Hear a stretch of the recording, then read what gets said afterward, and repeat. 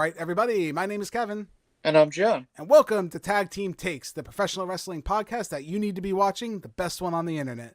And today's episode, we're going to be talking about WrestleMania 41, Night 2. If you haven't already, make sure you check out our Night 1 review where we gave our star matches, our star ratings. It's been a long night, man. Our star ratings on those matches. Today we're going to be talking about Night 2. Night 2, a lot to talk about. Night 2, I will say, just from the outset of what we have to discuss, much better than Night 1 by a long shot, I have to tell you. I think I did enjoy Night 2 a lot, minus one thing in particular, which we will talk about. But I think there were more better matches. Is that a word? More better matches than Night 1, right? Would you agree with that? Yeah, I definitely feel like it's more better. It's more better. Well, let's just jump into it. I'm excited to talk about professional wrestling. It's been a while. You know, we talk about movies on our other channel, so it's nice to talk about wrestling for a little bit here. And the first match of the night was a triple threat match for the women's title. Io Sky, women's champion, was defending against Bianca Belair and against Rhea Ripley. And Io Sky is the winner of this match. John, it's interesting how we went from Night 1's title match, which was Jey Uso versus Gunther, and I was like, this felt like a Raw match. By God, man, this felt like a WrestleMania match. Night 1's off to a great start. These women came out there and they stole the show. I think there's an argument, maybe even to say they had match of WrestleMania. Would you go that far? I thought this match was really that damn good. It's really funny how the first match of the show can be this good, and these women did it. They blew us away. Yeah, no, 100% agree. I feel like that was one of the way, like after watching that other triple threat match with Rollins, Reigns, and Punk, yeah, then to go into this match to start it off, I felt like it was awesome. It was just a great way to show, like, hey, we're showing you that how much these women put into this match and the effort that they did. And I feel like it was also awesome just the way that they all connected together. Like, yeah, you wouldn't think that they, yeah, definitely amazing. Yeah, so we'll talk a little bit. So the build up to this match was a little sus, I would say at best. They definitely had Rhea Ripley. I felt like was more of a heel supposedly in this match, but ironically, I think the crowd was kind of booing Bianca more throughout most of this match, which I thought was interesting. Io Sky, I love how she was always the afterthought in this match, and I think I felt that too to some extent, right?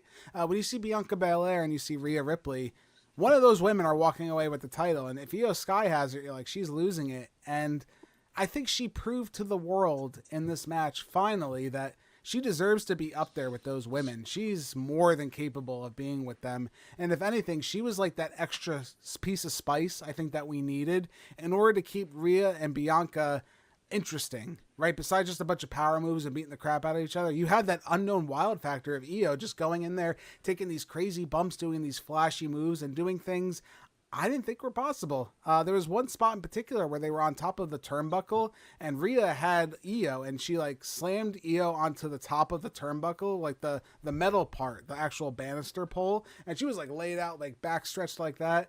And then she grabbed her and flipped. I'm like, damn, man, like this is some style right here. The multi-person moves that they were pulling off, even if they were just like, finisher porn, for lack of a better word, where everyone's just doing their finisher. They did more than that, though, right? They definitely had some really excellent executed moves in this match. It kept me on my toes the whole time. I was at one point, I'm like, I really don't know who's going to win. It could go any way. Yeah, I was definitely shocked that when Io won at the end, because I was like, all right, who are they going to put this title on? Are they actually going to put it on Rhea Ripley again, or will they do a little swerve and do Bianca Belair? But to have Io Sky win the championship or retain her championship in that match, crazy. It's huge for like not only for her, but for a boost in like her character, I feel like. And she needed this. I mean, this is her only WrestleMania match I think she's won that she's gone into, and she deserves it, man. She really does. And not to say that Rhea and Bianca don't. We know they're stars. I think we know Io's a star, but it's funny how it always feels like she has more to prove than the other two, I think. And I think that's unfair because in this match, she did a lot of the heavy lifting. No pun intended. She really did. I did enjoy their entrances also too. Shout out to Rhea Ripley, Batman Who Laughs cosplay going on there with the Joker makeup with the Batman for all you comic book nerds out there. She didn't need to do that, right? She's already got, she's the mommy of the internet. I didn't think she needed to win the nerds any more over than she already did, but she did. She did a good job. Good for her.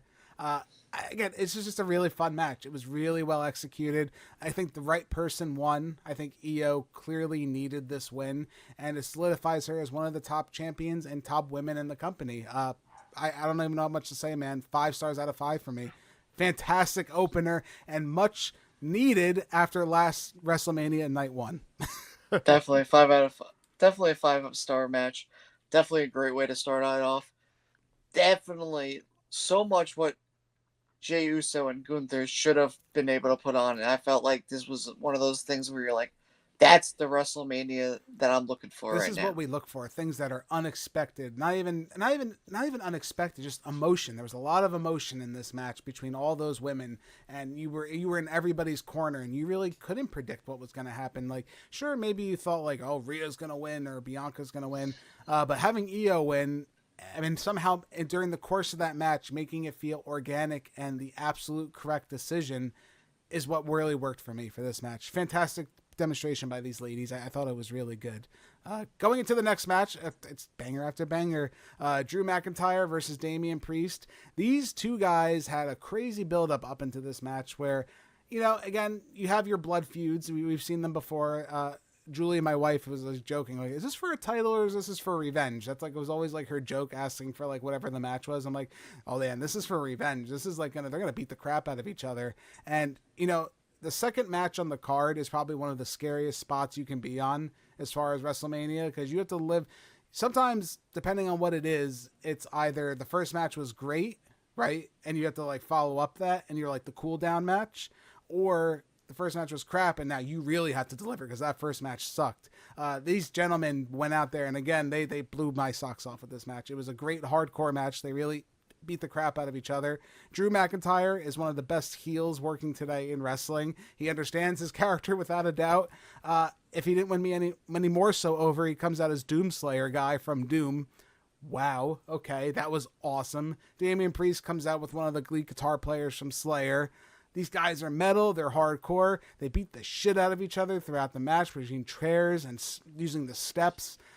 Fantastic match. Physical, what I needed in my WrestleMania. This felt like a real WrestleMania match with a lot of emotion. No, yeah, I 100% agree with everything you said there. And plus, I was like, you know, this is what WrestleMania Night 1 really needed. They needed more hardcore, more edgier, more hard-hitting stuff. And this is what brought me back to, like, old school wrestling where, like, they were ready to use those weapons and they used them at the right times. And everything that they did in the ring told a great story, I felt like. I felt like the match was very well paced and definitely they didn't try to do too much in a way of like out of desperation, but it was more it didn't feel determined. They weren't relying on the gimmick necessarily. They were more relying on their in-ring ability and using the gimmick to enhance the story that they were telling in the ring. Even though I do think the finish was a little wonky, which we'll talk about. I do think that was just a little like, okay, you know, fine, whatever. But overall, you know, these two men really left it in the ring, and especially when you're big guys like this, like you're two big powerhouse guys. Like what are they, like 7 foot? I think they're like probably close to it, if not over 7 foot. These big dudes like Drew McIntyre doing a flip over the top rope and landing it, showing extreme athleticism, but also this hardcore nasty side.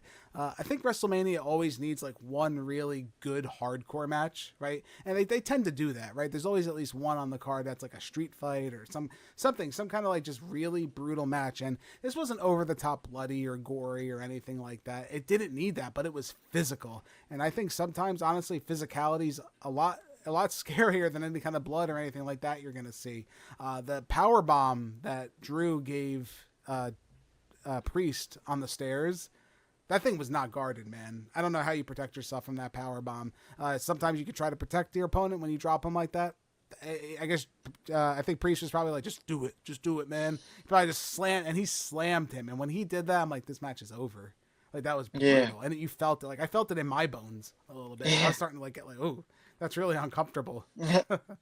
No, definitely 100%. And go ahead. Yeah.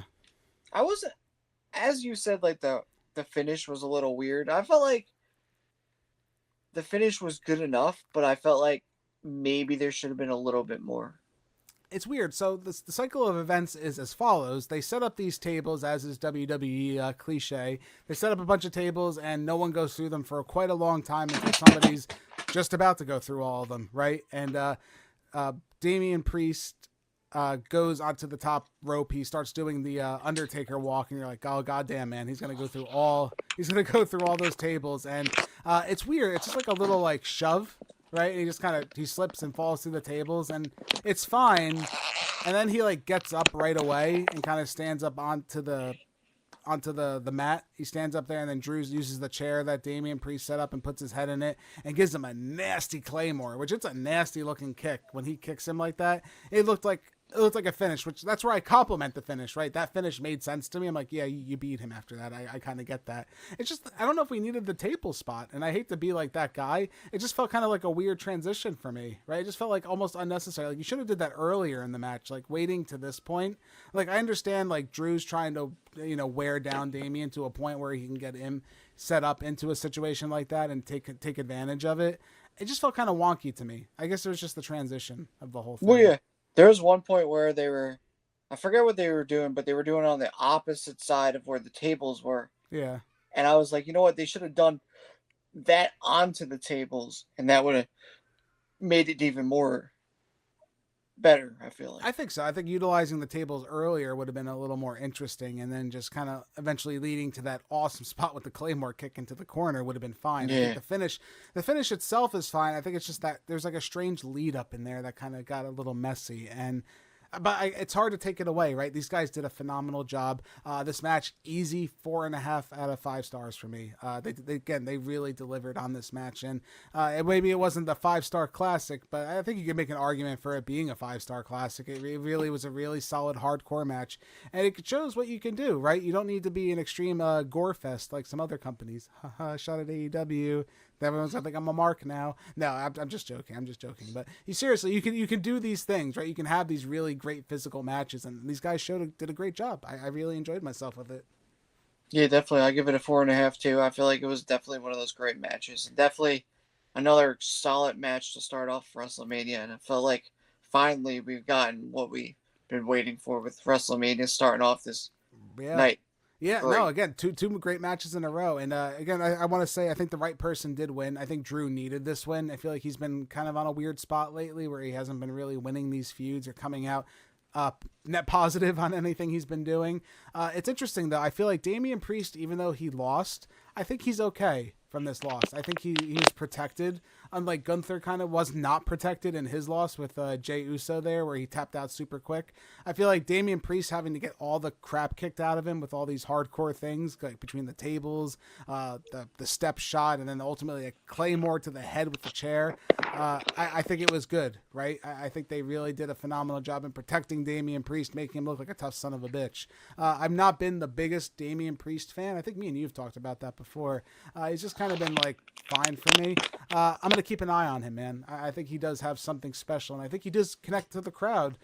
Maybe not the same way Drew is, because Drew is just absolute perfection with his character, but Damian Priest has something. I think he showed it to me a little bit more in this match than I thought so before. But great job, guys. I think they did a phenomenal job. Next match, here we go again. We got the match, another multi-man match, which I feel like all the multi-people matches so far have been pretty decent, at this point. We have Finn Balor versus Dominic Mysterio versus Penta versus Intercontinental Champion Braun Breaker. And whose night was it tonight? Out of all those people, Dominic Mysterio wins the Intercontinental title. And you know what, man? It never felt more deserved to anybody in the company at this point. What a weird, polarizing thing to say in 2025, where I can say, I'm so happy Dominic Mysterio, by all means, who should be a Nepo baby, right, won an Intercontinental title, and it feels earned and correct. This match was really good, man. This was another match I think that was, it stole the show to some extent. All these men delivered an absolute stellar performance with this one. Oh, yeah, this match was definitely amazing. I felt like, I enjoyed Dominic Mysterio winning the match at the end, because it was weird, because going in, I was like, you know what? I think it would be hilarious if Dominic Mysterio wins this match because he got Penta and they're building huge things around Penta. They seem to really like Braun Breaker, Yeah, and you kind of knew like Balor really wasn't gonna win because I don't which think they're. sucks. I It's think they're like. unfortunate. I think they're high on Balor and then off Balor and then high. I felt I like think Balor, in my opinion, I think he's reliable. Do you think that's like the case? Like they know he'll yeah. do whatever he has to do, and he'll do it, make it look great. Whether he wins or loses doesn't really matter. And I it seems like he doesn't get hurt whenever he loses. Like his position doesn't seem to change, right? I thought Finn Balor was gonna come out as Demon Finn Balor that That would have been night, cool. but I Someday was like, maybe. yeah, Let's talk about Dominic Mysterio, man. Just what a strange character development for him from starting off as, tag teaming with his dad, being this good guy, corny ass goofball kid who really wasn't sure of himself in the ring, to betraying his dad, becoming the ultimate heel, everyone booing him, getting some of the loudest reactions in WWE out of boos, and now everyone was cheering for him at WrestleMania to win, and sure enough, he goes and wins, and it's funny, I think it was well deserved. The kid's come a long way, and he deserved to have this shot. Braun Breaker, you know what? I'm going to say this. I want to see how you feel about this. I never really got Braun Breaker until tonight. I think tonight I finally got to see this monster maybe that they're trying to build. He's another Nepo baby, quote unquote, if you will, even though he's not using the Steiner name, which I do think they should use. I don't understand why it's not used. Braun Steiner would have been fine to use, right? I don't know why they just didn't do that and kind of encourage it. Besides that being said, he looked like a monster in that ring. There were a few athletic moments where I'm like, oh my God, right? It's like Brock Lesnar 2.0. Did you get some of those vibes with some of the stuff he was pulling off? It's just like his spears. Holy shit. A lot of the times you can say you see a spear like Jey Uso's and you're like, I'm going to vomit all over the place. That was horrendous. Then you see Braun Breaker do a spear and you're like, oh my God, that's what a spear is? yeah, like when he did it to Carlito on the table, Yeah. that was one of those impressive moments. Like With, you're like, oh, and I like that running shit. gag now. I guess it's like a gag now where he's just going to spear Carlito every time he sees him because he did that one where he like split him in half on Raw and it was a viral moment on Raw, right? It was well deserved, but not even that. Just his athleticism, man. The man jumps from the ring apron to the top rope and does the Frankensteiner. Holy crap, man! Holy crap! And it's just so smooth and fluid. That man, that kid, whew, he's really got something. And I can't wait to see. I do think his entrance is a little strange. I don't understand like the correlation. Like his song's really cool. He's got these dogs barking. He looks really wild. And then he comes out in these like flamboyant colors, which are like, I know they're supposed to be indicative of his like heritage, right? With the Steiners and stuff like that. Just kind of weird, right? I feel like his like really metal entrance doesn't match his colorful clothing that he's wearing. And, he does feel a little bland until he really gets into like the ring, right? I think once he really starts letting his character come out a little more, I think he's really got something there. But he looked great, and in his defeat, it didn't look bad since he wasn't the one that took the pin, so he was well protected there. Penta does not disappoint. He never did in AEW or anywhere else, TNA, anywhere I've ever seen Pentagon Jr. himself wrestle. He looked phenomenal. He's a great addition to the roster. He could have won this match, and I think that would have been fine too, to be honest with you. I think he's really good. He's an asset, right, John? Are you feeling that with him in the company? Oh yeah, I love Penta in the company. I feel like all of his matches have been good, and I feel like He's he's kind adapting of well to the he's style. he's earning what he came in with too. Like Yeah. sometimes they just come in and they're like, oh, I'm big for my britches, and then all of a sudden they're not doing that much, but he's earning each night. He seems happy to be there, even just from interviews and stuff like that. It seems like he's like, I mean, sure, he's probably getting paid a ridiculous amount of money, but besides that, I think he actually genuinely is happy to have this like global recognition, right? To be on, because I think you're a liar sometimes when you say you don't want to wrestle in WWE. You want to wrestle in WWE. It's like when you play football and say, I don't want to play for the NFL. Well, why the hell not? Right? Isn't that kind of the point? Like that's the promotion to be at. Sure, you can have fun and wrestle in other companies and stuff like that. I'm not saying that. You should wrestle in multiple companies. You should learn experience and fine tune your craft. But to say you just don't want to be somewhere because it's cool or it's like it's the top place to be, that seems kind of nonsense to me. I'm sure that'll get some really fun comments down below for that one, but that's how I feel, and I think Penta's really doing some of his best work right now, even though he's a little bit on the older side. I think he's in there, right? He's standing up with these young guys and putting on some phenomenal matches. They all had great chemistry. I think Again, any of them would have been fair picks to win, but I think Dominic Mysterio winning was the right call. This is another match, John. I'm going to give 4.5 stars out of 5. It was a really good match. I don't know if I'm just elevated a little bit because we've seen some really crappy matches on night one, but I don't think that's the case here. I think all these men are phenomenally talented, and I had a great time winning. And when Dominic does his finisher with the splash and hits Finn for the win, it was great. I thought it was a great time. Yeah, no, I agree. I feel like that definitely was a 4.5 star match. I felt like everybody in that match could have won, and nobody would have been mad about it. Yeah, and it's funny because everyone's kind of protected, I think. Even Finn, even though Finn lost, I feel like he's just still protected. He got the crap kind of beat out of him, so that's why, Dominic won.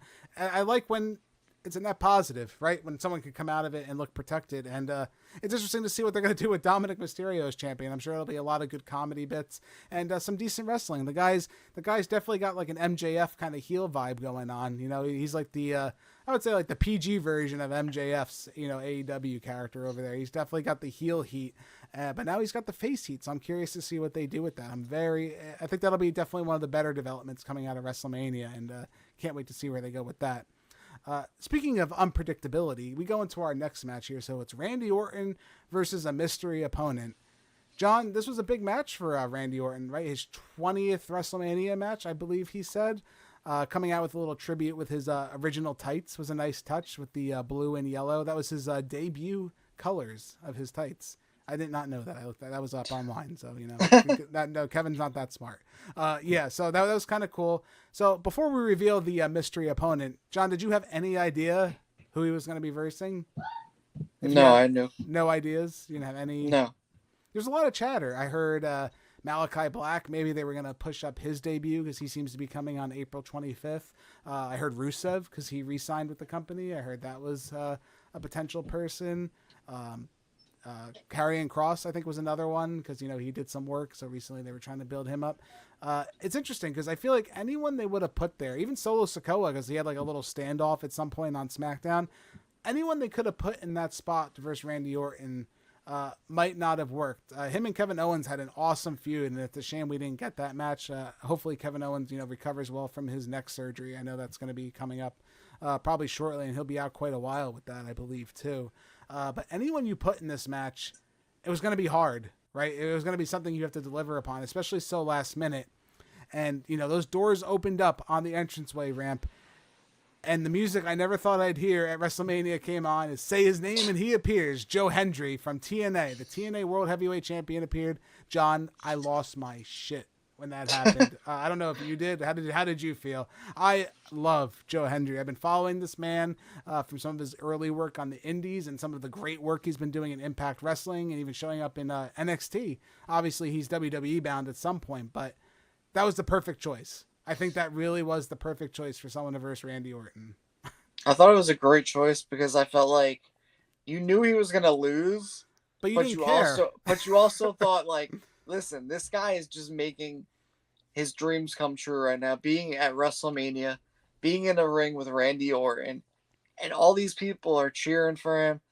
A lot of the people knew who he was, but some were kind of like, who is this guy? As soon as and then that they started song getting played, behind him. As soon as that song played, and he's like, wave your hand, and then the whole arena waving their hands. Holy crap, man. It's funny to see somebody so, I guess, new to the not even really in the company, right? You can just argue. He really kind of just is, TNA, you can say whatever you want about it. It's not the most electrifying company out there. And a lot of casual WWE viewers probably don't even know what TNA is. But Joe Hendry, man, he's got this electric to him when he comes out. Kind of like we said in our last review, and we kind of talked about LA Knight, where I think he had a stone cold vibe about him, and then WWE dropped the ball with him, whether it was for lack of crowd interest or whether WWE just felt like it was just a gimmick and it wasn't getting over wasn't kind of working. I don't think they feel that way with Joe Hendry, man. I think they really do see something special in this kid. Him coming out there and just like doing his entrance where he does the turnaround when he does his song and everything like that. It really works with the crowd. It pops with the crowd, and he's got decent in-ring ability. I thought, for little offense he had against Orton, I think it was fine. It wasn't a squash match. Would you say it was a squash? I know No. people make that argument, but I think squash would mean he got no offense in. He got a little bit in on Orton, right? And Orton had a funny moment where Joe Hendry was going to go for his choke slam finisher, and then Randy Orton just like, what the hell, and just pokes him in the eye to stop him. Again, it's like a veteran versus a rookie, right? That's what it really felt like. And what better match to have, honestly, than to verse Randy Orton, right? I think you want that match. If you want to have a match at WrestleMania, I think Randy Orton's almost like a John Cena level kind of person that you're wrestling, right? And it felt, it felt great. It felt really good for him. I felt like Joe Hendry going into this match, too. I felt like Joe Hendry, when he came out, I was like, all right, this is going to be like, I didn't think it was going to be an amazing match, but I knew, at least I felt like, you felt something. You felt emotion, right? You got a pop. It gets a pop out of you. That's what it is, and that's what we want. I felt like, all right, Joe Hendry's here now. Like, something good can come out of this. Yeah, and it did, I think. And Joe Hendry, he does his turnaround, then he gets RKO'd by Randy Orton, which I thought was it was framed very well with the camera, where it was like Joe Hendry does like his little taunt where he does the spin, and then you just see the RKO literally just come out and like take him down and pins him. And then Orton helps him up, shakes his hand, and he does it again. Never trust the Viper. Again, not really much of a match. These men had no time whatsoever to like coordinate something. I know people are going to say, and the argument, I guess, can be made, right? The TNA World Heavyweight Champion got beat within a couple minutes.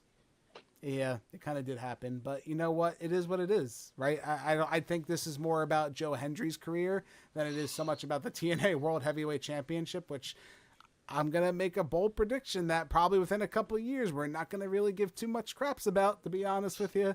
But, I think this was good for Joe Hendry. It was a nice first showing for him, even in the media scrum with Triple H when they asked him about it. He was like, this was your first WrestleMania of many. And for Triple H to kind of say that about somebody, that's pretty big, for them to say that. But I'm going to give it just 2 stars out of 5. It's not about so much the match. It's not a wrestling classic by any means. It was just fun. It was just a fun moment. It was a nice moment for the fans, and it was something to put in there. And it's interesting because it's something different for Randy Orton to do, right? He had this angry, I'm going to kill you, Kevin Owens feud, and then he had just a really fun match with Joe Hendry where they had a good time. And it was nice to see. I enjoyed it personally.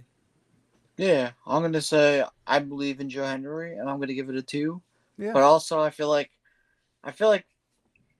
it's good what they're doing, though, with him. Because, they're kind of teasing the fans and kind of, some fans will go check out TNA, but, I feel like he's definitely getting ready to get set to come to WWE eventually. Yeah, and that's, again, maybe some other video on its own where I think WWE knows what stars they want out of TNA, and almost as if they're willing to buy the company or take over the company to some extent to get what they want and to get those people into their area through NXT or even Raw, just to have Joe Hendry be on the only talent, I believe, from NXT. Yeah, the only talent from NXT or another company really to be on WrestleMania's card. That's a big deal. Even if it was last minute, that's a big deal. It could have been anybody, and they picked Joe Hendry. So, nice choice. It was fun. I had a good time with it.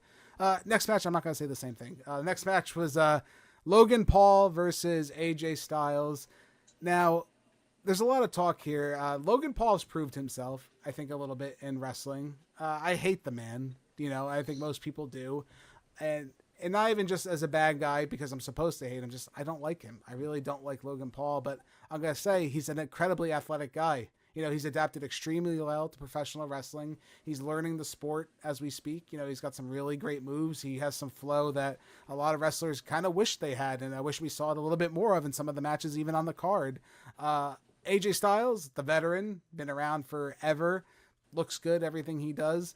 They couldn't come together, man. This match just did not come together for me whatsoever. At times, I almost felt like I was nodding off, and I should not be saying that watching, Get Ready to Fly, Mr. AJ Styles, and Logan Paul with all this athleticism he has. It wasn't the match I thought we were going to get. I thought it was going to be a lot of flips, a lot of big moves, a lot of crazy spots. It wasn't that, man. I was kind of really disappointed in this one. Yeah, this was a match that definitely deserved to be on night 1, I feel like. Yeah.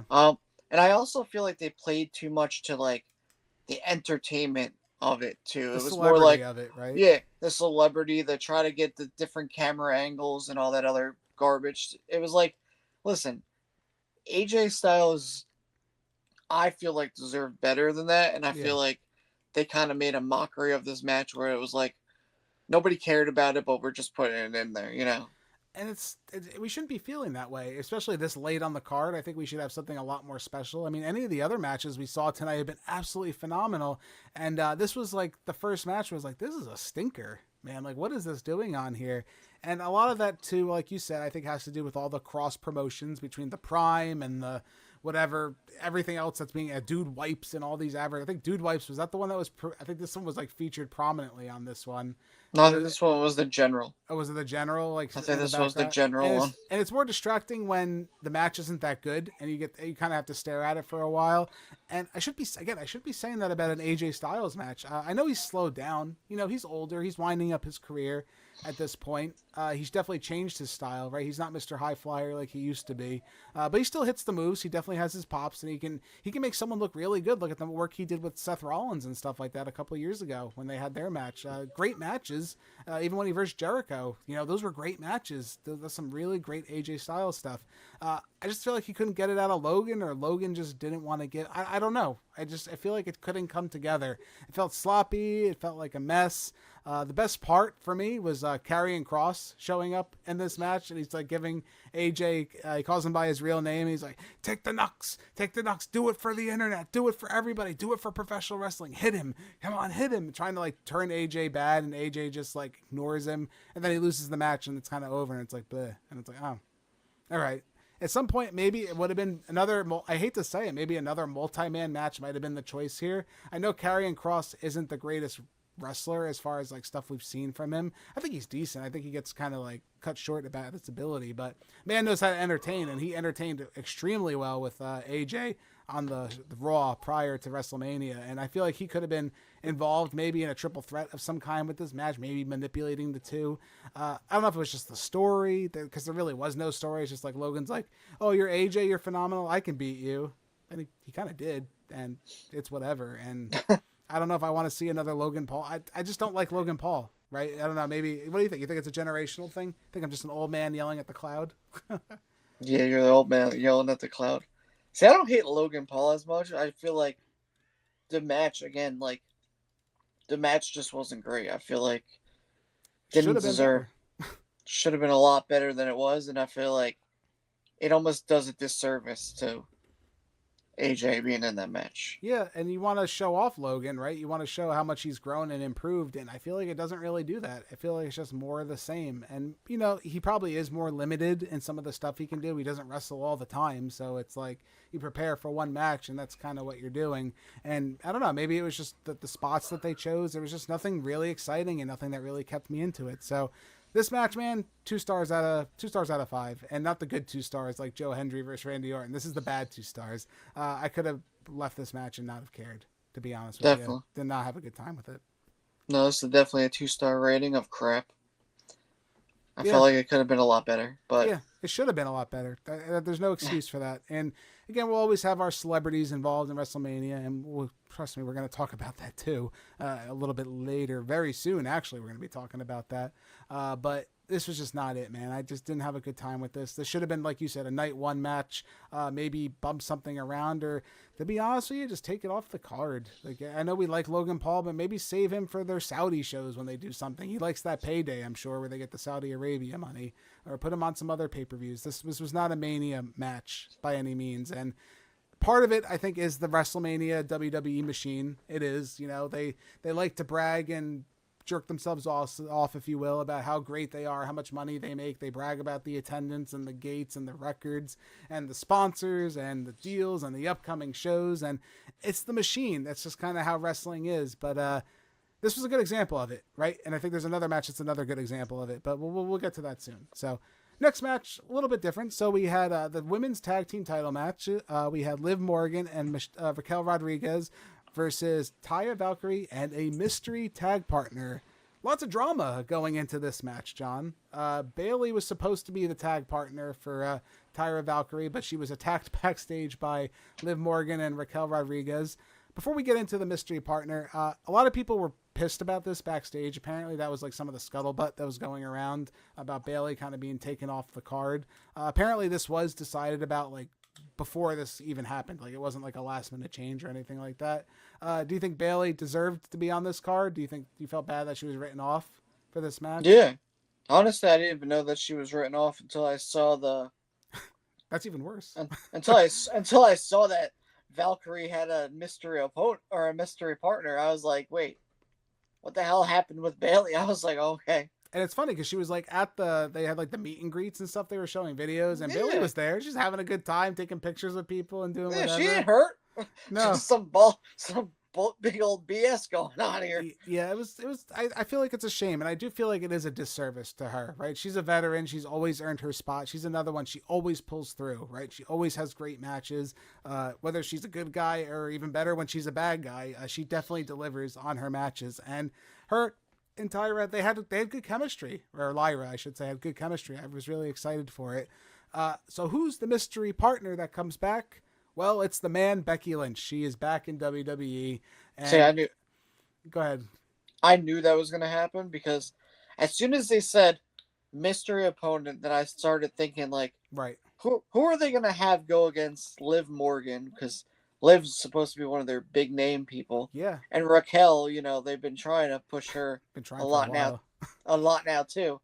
So I was like, all right, Becky's going to come back. And then I was like, but if Becky comes back, then they're going to win the title. Like, right. Obviously, yeah, so then this match, so then this match kind of like just another, just like, eh. And it's fine. You know what? From a storytelling perspective, I feel really bad for Bayley, right? But from a storytelling perspective, this is fine, I think, honestly. Becky Lynch has the heat with Liv Morgan. That was her last match. Liv Morgan technically, quote unquote, retired Becky Lynch. That was her last match when she lost. And when Lyra won the I think she won the NXT title, or she beat Lyra for the NXT title. Wasn't that what it was? And she became Becky. Oh no, Lyra beat Becky for the NXT title, and because that's when Becky was Becky 2 belts. So for her to like come in now and help Lyra win the women's tag team titles, now she's Lyra 2 belts. It's kind of funny to see like the connection there, and just two Irish girls, working together. Lyra's stated in a lot of interviews how much she idolizes Becky Lynch, so it's nice to see like that connection there. And the match was fine. Becky really hasn't missed a step. I thought she did a phenomenal job. Liv Morgan, she's been impressing me a lot more in the ring lately, and it's nice to see her still, doing some great work and getting even better, especially with her heel work. Her Three Amigos suplex, man, she's got a pretty good one, to be honest with you. She's it's getting better. At first I was like, why is she doing that move? She's not that big of a girl to be doing that, but it looks good. She really pulls it off really well. Raquel Rodriguez is fine. I don't know. I've never really been impressed by her. It's funny because she was pushed. A lot of people forget this, right? But back when Rhea Ripley was being pushed, remember how much they pushed Raquel with her? Mm-hmm. Like she was like going to be them too, and kind of Bianca. Bianca they pushed too at the time, but it was really more so. It was Raquel and Rhea were the two big ones that they were pushing, and man, she had a fall from grace from the company. I don't know what she did to piss somebody off. Oh yeah. It's a shame, right? Because I mean, she's never been that great. I thought she's always been fine. I mean, maybe she'll have her chance to kind of step out. Maybe they'll do like a whole Kevin Nash, Diesel kind of thing with her, right? Have her break off from Liv Morgan and do her own thing. I could see that in the future, but probably should strike a little faster than later with that one if I were you. But match was serviceable. It was fine. I really do like Lyra Valkyrie. I think she's the future of the women's division. She's really young. She's got a really great move set. Again, she's willing to take risks, do some fun spots. Becky Lynch is always there to entertain. I don't know what to tell you. She's the man. She's earned her spot. Not much more to say about this one. 3 stars out of 5. It was fun. It was deliverable. This was another one. I wouldn't say it was like a Raw main event. I would say probably this was like a good premium live event match. It was serviceable. It was a good time. It was nice to see Becky back, but I don't know what's going on with the whole Bayley situation. Even if she was cool with it, I felt like it was an uncool move overall. Yeah, no, I'll give it definitely a 3 stars. I feel like, and Becky came in phenomenal shape too, which was awesome to see. Like, and it didn't seem like she missed many beats either. She was very good in this. Yeah. Very good in the match, and I felt like it was an awesome match, definitely. Yeah, and again, I wish we could say everything like that for this Mania. So now we're moving on to the main event. This was the creme de la creme, if you will, of night 2. This was the match. The match I think everyone, the internet, the world of sports has been talking about. heel John Cena challenging champion Cody Rhodes, the 300 and whatever day champion Cody Rhodes, to a match for that title. Will John Cena win and become the 17th time champion, beating Ric Flair's record? I'm going to tell you, man, I think I knew John Cena was going to win the whole time. I had a good feeling that he was going to win. And the right person won, I think, is the... Let's say this. This is the best description for this match, right? Before we go, John Cena wins. But I will say the best description is the right man won, but holy crap, was it a stinker of a match. This probably stunk up the card. And I'm going to be honest, this was embarrassing for a lot of reasons. And I'm going to give you my thoughts as to why the match, I think, went this way. I think it was intentional, as sick as that sounds. But this stunk up the card for me, man. It was boring. It did nothing for me, even if what they were trying to do, which, again, I'll explain. But I did not have a good time with this one, man. This was a big letdown on multiple fronts, from the entrances to just everything. This was just not the match I wanted for John Cena's title win. No, definitely not. I feel like, I've been a John Cena fan pretty much both of us, yeah, since the beginning of him starting in WWE all the way up till now, and just to see him in that kind of Mania match is so sad. Even being next to even in the ring with Cody Rhodes, like, you expect so much more out of both of them that you're just like, wow, how did that happen?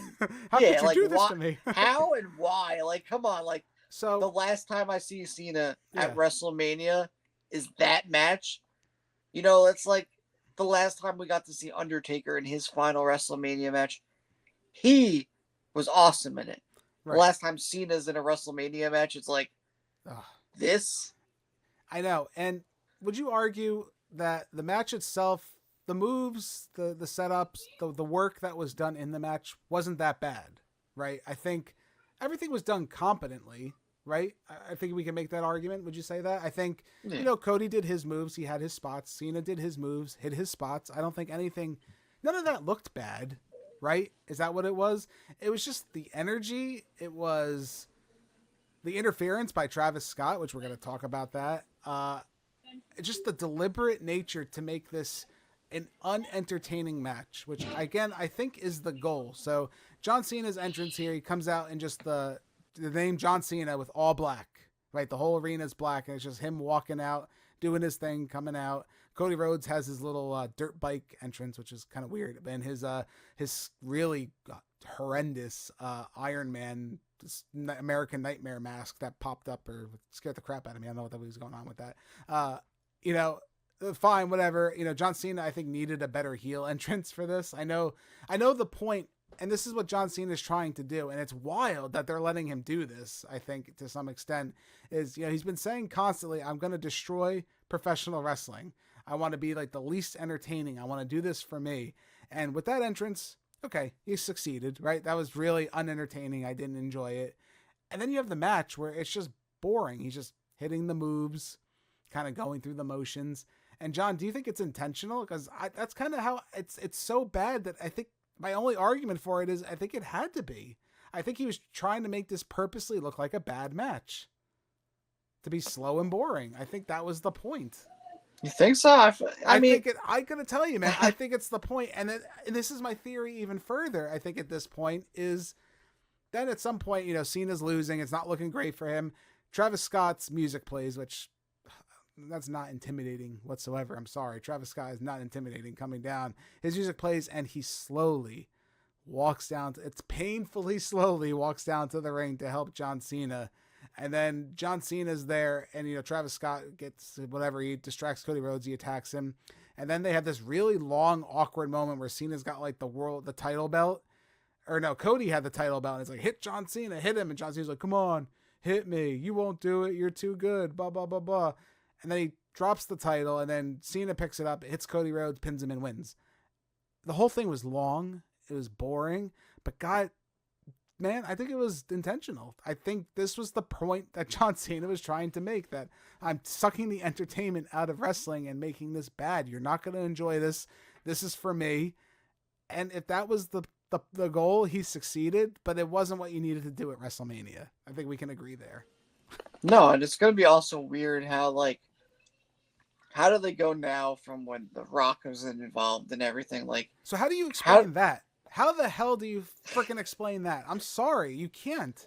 How The Rock has not been explained since he debuted, and whether that's him like throwing his schlong around and being like, "I'm The Rock and I do whatever I gotta do," and I come and interrupt a story, then I disappear and never come back. They have not. They've mentioned The Rock like briefly once, but it's never been like the story makes no sense to some extent. Where why did John Cena need The Rock's help?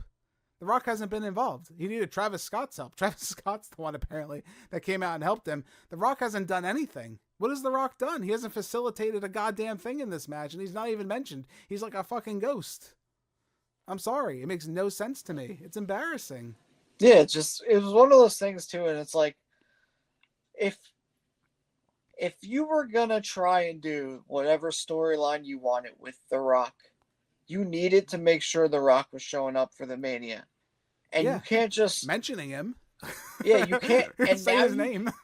and now you can't just be like, all right, especially if you want to do something so huge with The Rock and John Cena, you know that you have limited time now. So you need to get your stuff in gear to make sure this all happens the way it's supposed to. And Cena, throwing it out like this Yeah. now would feel like No. such a letdown. Cena needed to win this. Cena needed to win the title, but it's so lame. It was the lamest victory I've ever seen, and the crowd was booing Cody, which I thought was funny too. He was kind of getting like AEW heat there for a hot minute, where the crowd, I think they just wanted Cena to win. I think that's really what it was. People were hyped up to see, right, what's this big swerve going to be? We've been waiting for this payoff to this story. What's it going to be? I think we all kind of knew Cena was going to win this match. There really wasn't reason why he wouldn't win, especially with like the go home math and stuff like that, where Cody's standing over Cena, so usually that's indicative of what's going to happen to some extent. Again, predictability is not a bad thing as long as you can entertain us, and they didn't. This was a stinker. You ended your WrestleMania moment on this, and I'm like, there's got to be something else. Cena wins the title, he's standing up, and then Michael Cole's doing the closing to the show, and I'm like, oh my god, they're not going to do anything else. This is it. He just hit Cody with the title belt, pinned him, and lost. You had Cody, this undefeated monster, who went through all this struggle, right, to retain that title for that 306 that year, right, that year of struggle where he was getting beat up, and he had some good storytelling, which I'm not a huge fan of Cody Rhodes. I think we've talked about this before, me and you, where I've said he's fine. I know that's probably a weird thing to say, but I admire what he's doing as champion. I think he's working his ass off, right? He is like the next big spokesperson for the company. He's doing a great job. But the fact is, you're just not, you're not justifying all this struggle that he's gone through with Cena donking him in the head with the title belt and pinning him and winning and then walking out. That wasn't a good swerve. That wasn't entertaining. And again, if your like experiment here was to purposely like take the joy out of professional wrestling and destroy professional wrestling, you're doing it, John Cena, but I don't think this gimmick's working for me. I'm not enjoying professional wrestling. I should be enjoying the fact that you're making me not enjoy professional wrestling, but that's not happening here. You're just making me not like it, and I don't like that. Yeah, and like I don't. I'm sorry. Almost like, I mean, I think we said this before, or I've told you before. I told you, if Jey Uso wins the title, John Cena's 100% winning this title. Right. And because of the way that they just the way WWE seems to work. Yeah, you got to have polarizing champions, right? Yeah. But to win that way, and then this kind of like, just like, it doesn't do anybody a favor. It makes Cody look like shit. You got hit with the title belt and lost. That's all it took. It doesn't make me want to turn into Raw. It doesn't make me want to turn into SmackDown. It's almost like, if this is the kind of match that you're going to have to end your biggest pay-per-view of the year, right? Why am I going to want to watch Backlash? I'll be honest with you, man. Why didn't we just have the women's title? The women's title match was main event quality. If you put that on last, I would have went home happy with this show. You should have inversed those matches if that was 100%. What you were going to do. I don't know why we got this garbage of a stinker. And again, intentional or not, it sucked.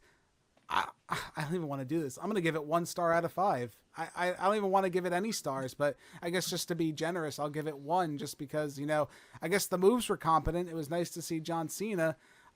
I don't know. part of me is like, maybe John Cena just shouldn't have been heel for this match. Maybe they should have just waited and did like a big heel turn for now. I don't know. Before we get into that, what did you think? What are you giving this one? I gotta give it a 2. I feel like Okay, better than me. Jeez, I know. I feel like it's just it's hard to give it a 1. It hurts. If it's I hate the main event of WrestleMania 41, night 2, the supposedly the big main event a 1, and it doesn't feel good. No, but what do you think? Like, do you think Cena face would have been better? Maybe they should have rearranged this. I don't know what would have fixed it, to be honest. I think John Cena face versus Cody Rhodes face 110 times better than this. Yeah. And also I feel like, we talk about how huge Mania is and how big these matches are supposed to be.